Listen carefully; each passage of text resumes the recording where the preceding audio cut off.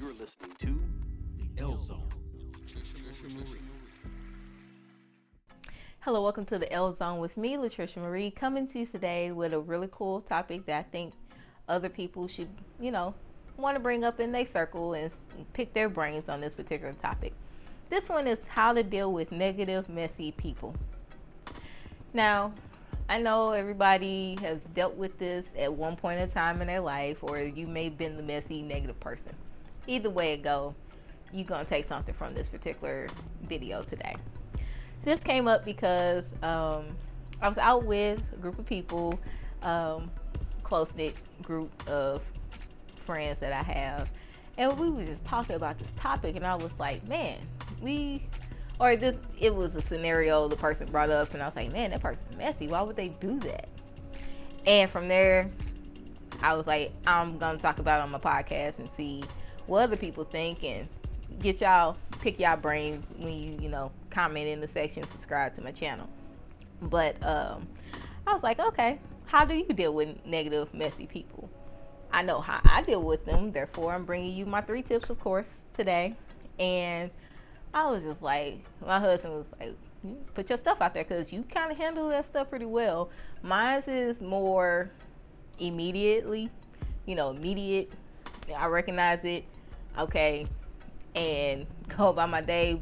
But I understand everybody deals with things differently, how they interact. They don't like conflict, they don't like drama, and they kind of back down. Some people have more timid until you push them. I will say that until you push them, you don't want to push those type of calm people. I know I'm calm, but I'm at the point now where I will start correcting you as we, depend on the scenario. But I was like, all right, I'm gonna write down my 3 that are my go-tos for people to kind of recognize it.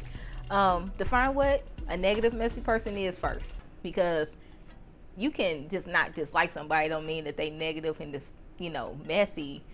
Some people just don't like you, and sometimes you just don't like people. Y'all energies don't match. So I'm not talking about things like that. But for me, negative person is, say you bring up or share something personal about yourself that may be positive for you, and that person automatically changes it back to them. It's like a condescending comment that comes out their mouth, and they don't realize that they're negative. So say you bring up that, I got a promotion at work or something. I did really good. I got this reward at work. I got recognized for something. And they like, girl, my job just such and such, such. And I mean, good for you. But then they immediately turn it back to them. They can't be happy for you. You need to stop sharing shit with people when you recognize that they do that all the time. There's like, oh, back to what the fuck I was talking about with myself. Negative.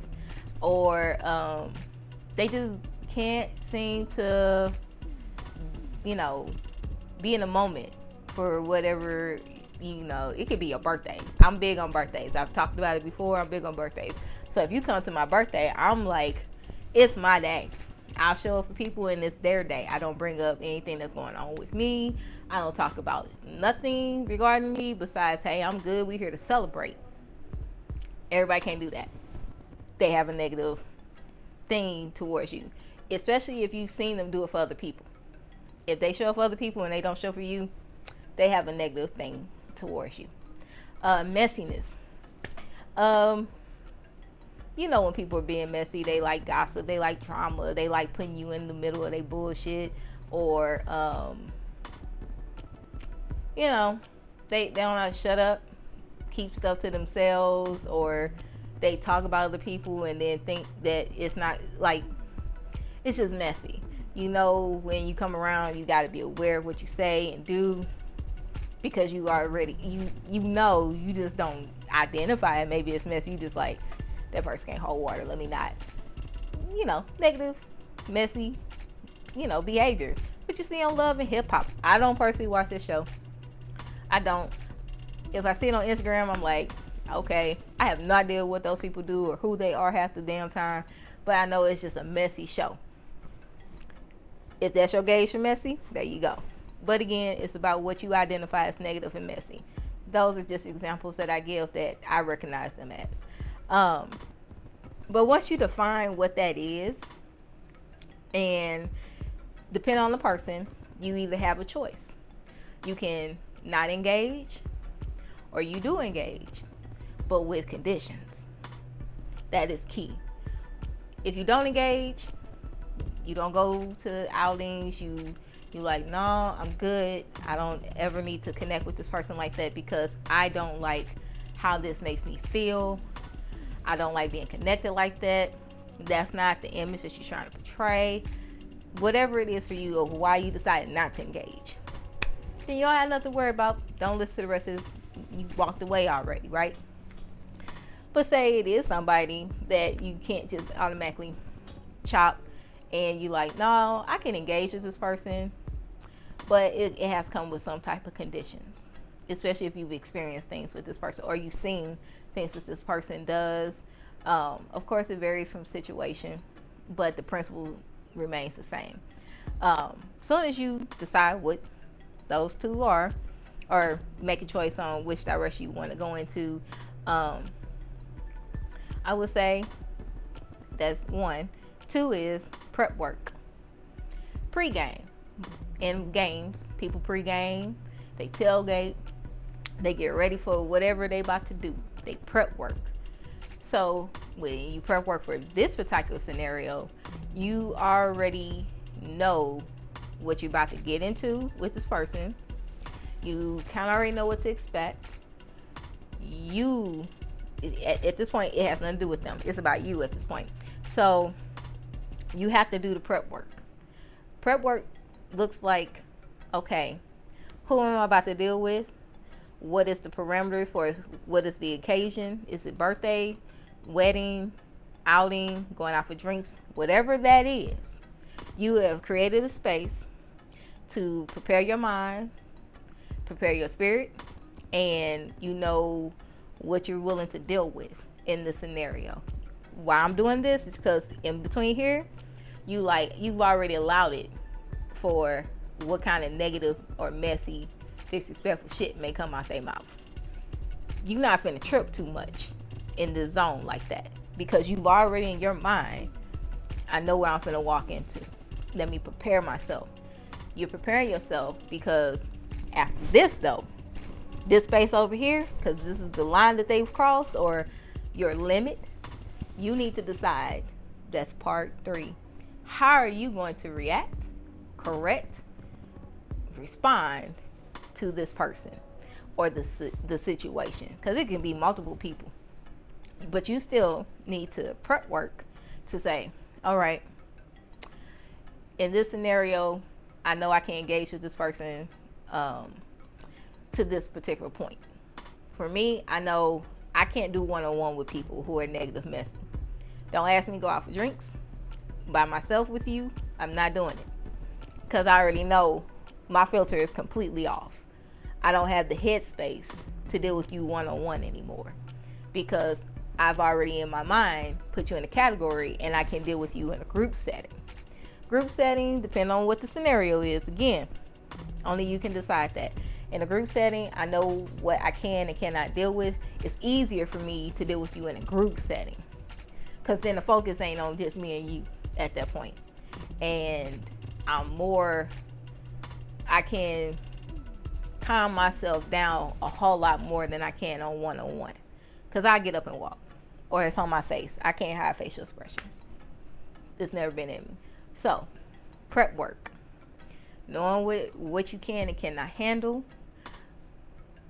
Preparing your mind for whatever mental thing you got to talk to yourself. I talk to myself all the time when I'm in situations because I like reinforcing myself with positivity, recognizing if it's really negative or it's not, are they directing it to me? I'm talking to myself a lot in those.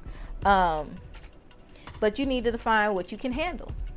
Then 3, you need to know what is your plan to handle if this person goes over the line that you've allotted for them. They don't need to know. You ain't got to, it's none of that, nobody's business. but you know. So what is your limit, and how are you planning on handling to respond to this person? Because you can do, I'm sorry, I've adopted this from Farrakhan. As big as the offense, that's how I either need to correct you, or your apology need to be just as big in public. I don't do public well. I don't. But that's me. But and for other people, you may want to be like, okay, let me gauge the scenario. Where are we at? Do I feel like going off? Do I feel like set tripping? Do I pull them to the side? Do I get up and just walk away? Do I be like, hey, I can no longer be connected to you. This will probably be the last time me and you hang out. Like, how you plan on responding, what you comfortable with, because after that, you cannot control how they gonna respond. It's not your responsibility, because they didn't give a shit when they was being negative or messy, whatever. But you need to control you. You can't let people take you out your character unless they put their hands on you. Everybody fair game and can get it. You know, have your bill money ready. I'm joking. But no, you really need to figure out, how do you respond to people being disrespectful or negative, messy around you, if you know that's not it's not helping you grow, it's not adding anything to you, and you like, I really do like this person, this connection, and they're not a bad person. Nowhere in here is people bad, they just being them. But until they encounter people who, you know, make them think, hey, stop grouping me like you talk to these other people. I'm not them. I know what I'm receiving. Therefore, these are my boundaries, and I know what I can and cannot deal with. People not thinking like that. They just talking. But there are people who are thoughtful, and those are your people. They'll gravitate to you when they recognize it. But again, prep work. Gotta do the prep work on yourself for whatever scenario you about to walk into. The moment that you decide to keep engaging with those particular connections, you know, defining and knowing what you can tolerate. What's your limit? It's 2. And then 3, okay, what's your plan to handle and how you gonna respond? That's 3.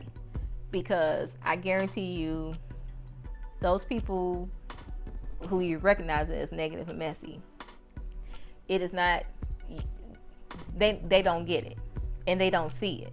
So get that out your head too. I should make that note for it. Get out your head that you can change and force people to see them. That's not your job.